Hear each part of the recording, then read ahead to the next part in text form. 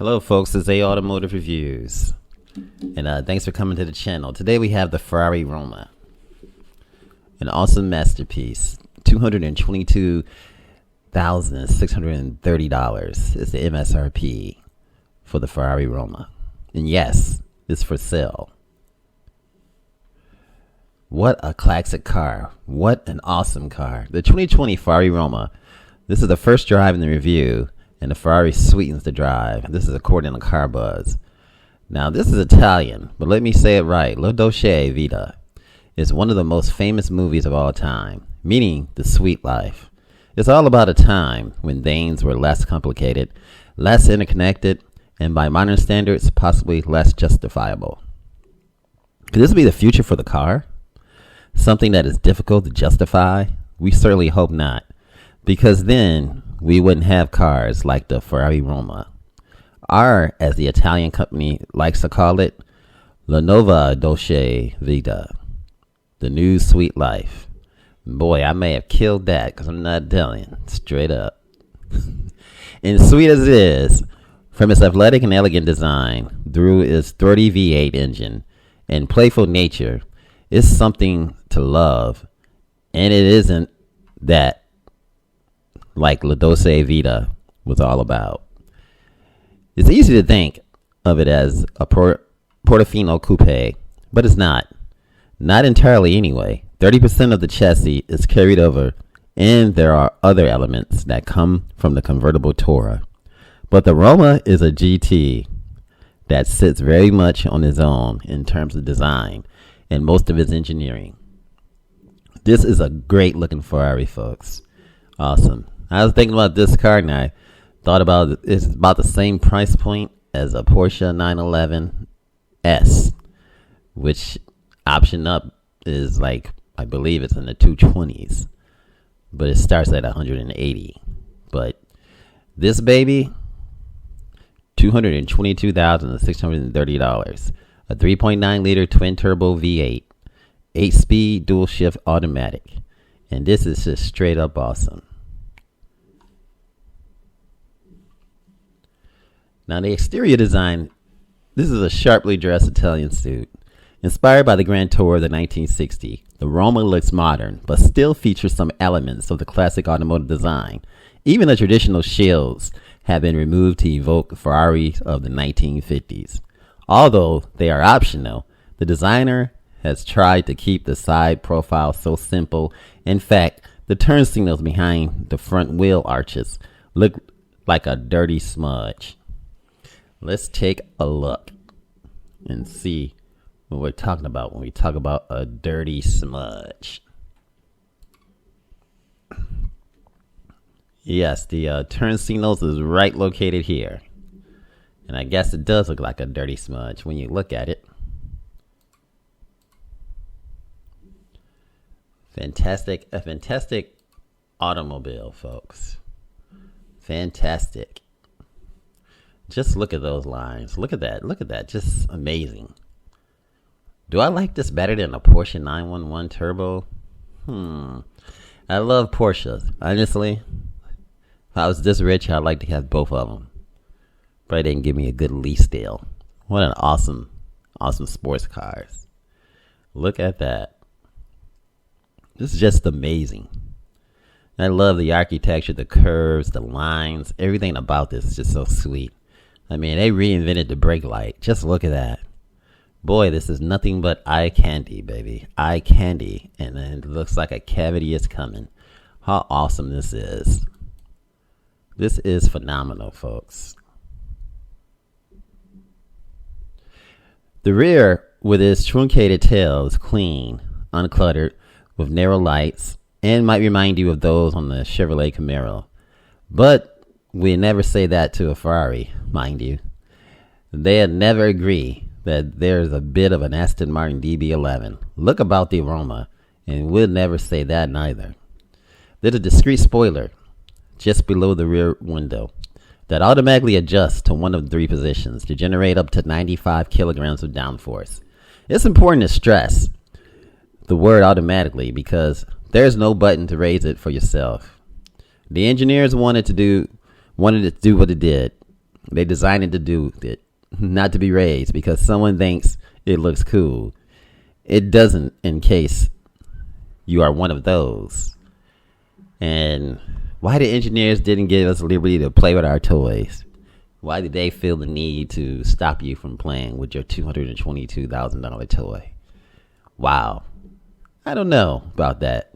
Now, head of design for Ferrari, Flavio Manzano, describes it as a Formula One in evening attire.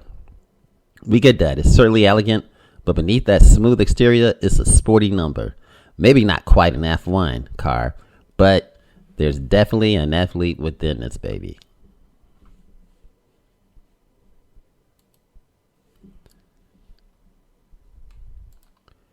Boy, I tell you one thing, it's definitely spectacular, folks. Now, the interior is divided into two handcrafted sections for the driver and the passenger. It dominated by beautiful leather and the latest digital screen technology. Plus, there are two small rear seats that add to the GT character, in which you might just get the kids into, provided they aren't tall teenagers. We got a photographer, Carbuzz got a photographer up in there, but rather it was the driving or being cramped, he didn't stay there for too long. Can you blame him? One thing that is obvious is the vast improvement in fit and finish over even relatively recent Ferraris. All are thin leather trim pieces, feel top notch, and the components all fit snugly. What is also very noticeable is the 16-inch instrument cluster. Look at that. That's just phenomenal. That's a part of the human-machine interface, known as HMI. And so it should be because it contains all your essential info. It's adjustable, so you can have more map and less speed info, or vice versa in between. It's controlled via a touch-sensitive pad on the steering wheel, where you find other essential controls to try to avoid you being distracted elsewhere in the cabin. So why be distracted? Definitely awesome, folks. Look at even got the kick plate for the passenger. This is nothing but class, folks.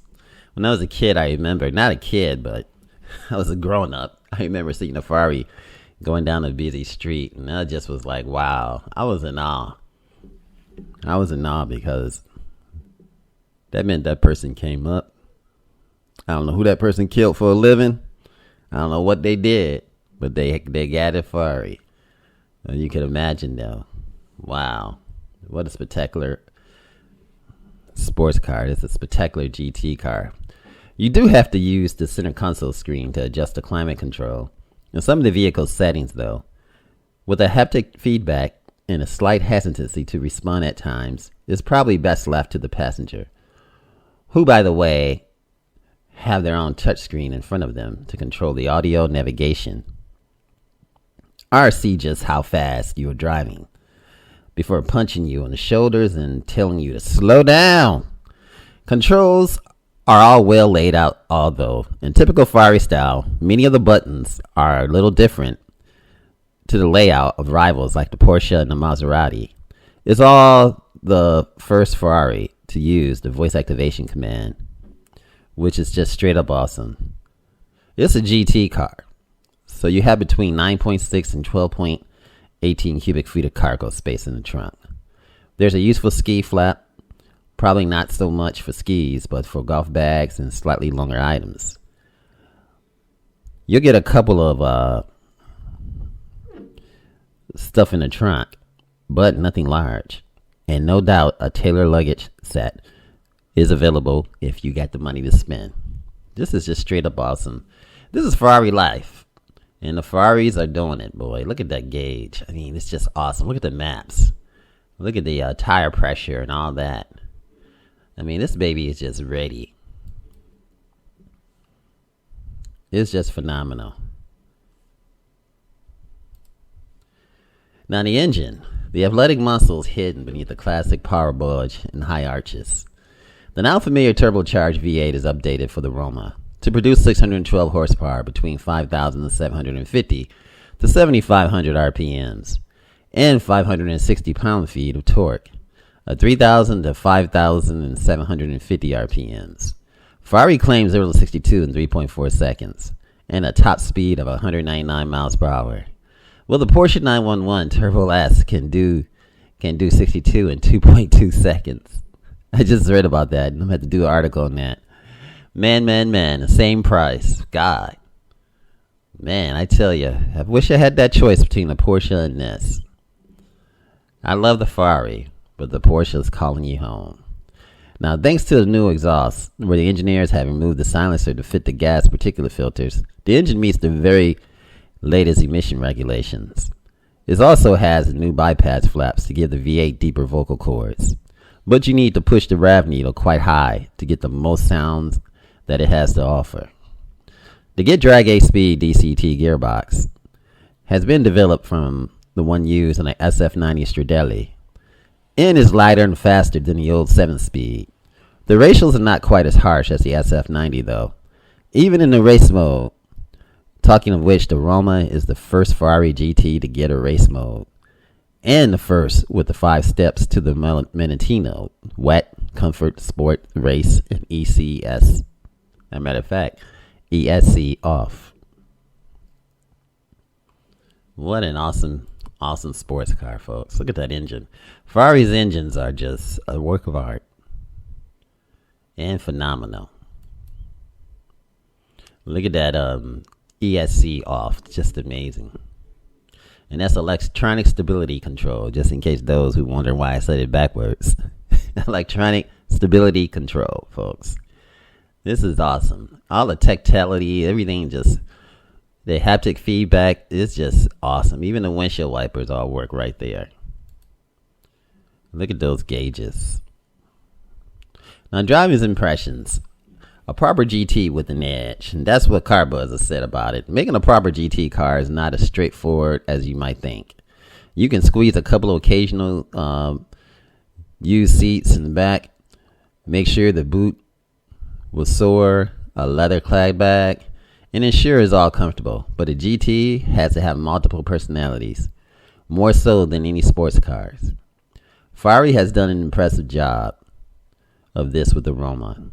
It's civilized enough to drive through sleepy villages without disturbing the locals, and apart from some of the dreaded low-speed gearbox shudders from the DCT in traffic, it'll generally cope with congestion fine.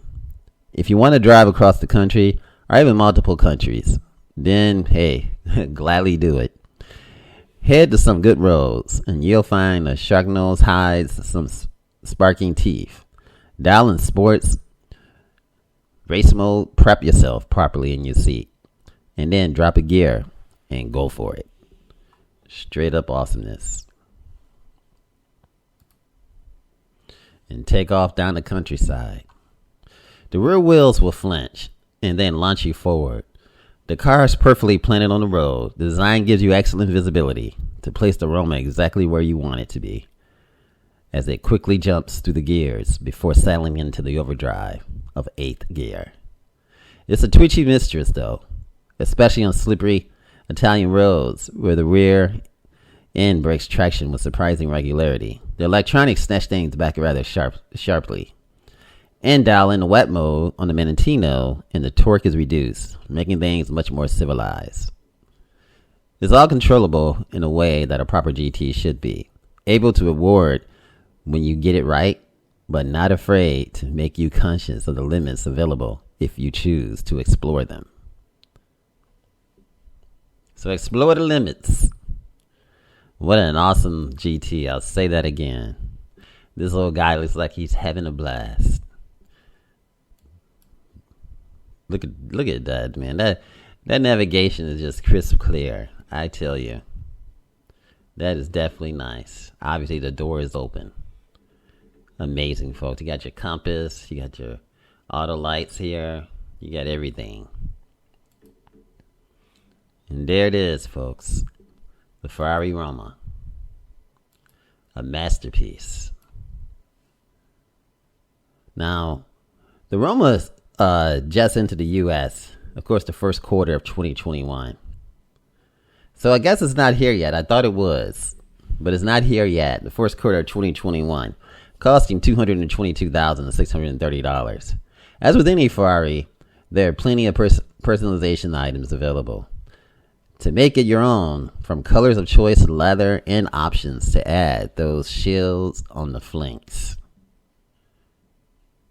Now the verdict, according to CarBuzz, this is a GT, and this is as good as it gets. For many drivers, the fact that the Roma has a definite playful side, so will appeal greatly, and it's easy to enjoy, and for compliments of a torque.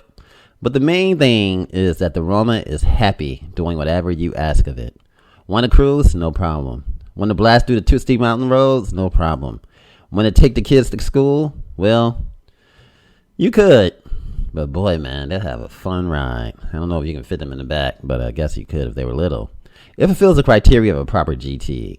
And it does so while looking achingly beautiful and delivering just the right amount of mostly usable tech. Ferrari would like you to think of it as a slightly understated, and perhaps that's true compared to the Maranello models. But it certainly received its fair share of second glances. And if that's anything to go by, the Ferrari has created something special here. Something real special. Very special.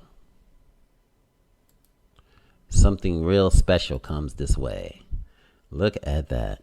We're going to end a note just looking at this beautiful engine. Looking at this Ferrari.